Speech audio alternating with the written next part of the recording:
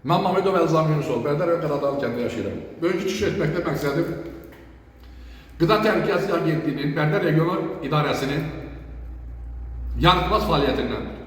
Məndə kifayət qədər çəkilişlər də var. Lazım olsa təqdim edərəm və həmin Qida Təhlükəsizliyi Agentliyi ilə lap belə baxışda keçirilərək heyvanlar çöldə kəsilir. Səbəb digər belə də kəsim yerlərinin Qida Təhlükəsizliyi rəhbərliyinin təzyiqi sayəsində bağlatdırıb öz dostunun kəsim yerində istifadə etdirməsini mən belə düşünürəm, mənim şəxsi fikrimdir.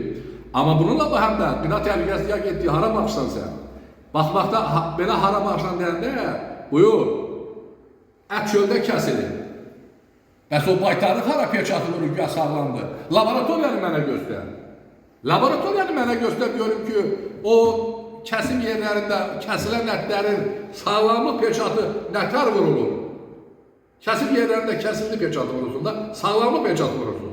Bu tamamilə yanlış bir yoldasınız. Bizim əvəz edilməz bir liderimiz var, İlham Əliyev. Cənab Prezident deyir ki, vətəndaşın mən xidmətçisiyəm. Bu söz o deyirsə, siz ama ne adam qəbul edirsiniz, nə qəbulunuza gələnləri qəbul edirsiniz, ancaq özünüzü təriflətdirməklə məşğulsunuz. Mənim bir şikayətim vardı 11 sayılı ərazi vergi idarəsində. 3 ay, 4 ay mən ondan cavab ala bilməm, məktuba cavab ala bilməm. Bəldə mal bazarına bağlı. Mən şikayət vermişdim. Gəldilər, oranın kassa aparat ödəniş, ədəvət çeki verəm aparat yoxdur. 3-4 aparat payladım getdim.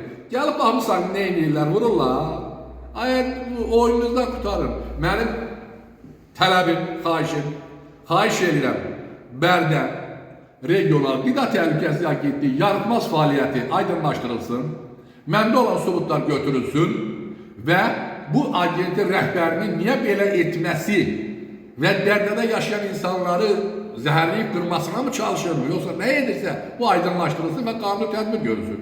Üzümü tuturam ölkəmizin prezidentinə, cənab prezident, 11 sayılı ərazi vergi idarəsində 3 aydan çox etdiyim müraciətə rəsmi cavab ala bilməmişəm. Görəsən bunlar çox ağırlıq çəkirlər ki, cavab verə bilmirlər. Mənim ümidim ölkəmizin prezidentinə, əvəz edilməz liderimiz İlham Əliyev cənablarına. Allah sizi qorusun, belə məmurlara da Allah ölüm versin ki, cəmaatla dövlət arasında nəsə yaratmaz deyil. Amma buna nail ola bilməyəcəklər. Çünki biz həmişə ölkəmizdənik, dövlətimizlənik və İlham Əliyev kimi prezidentimizlənik. Allah sizi qorusun, eləsinə də Allah ölüm versin. Öpürəm sizi.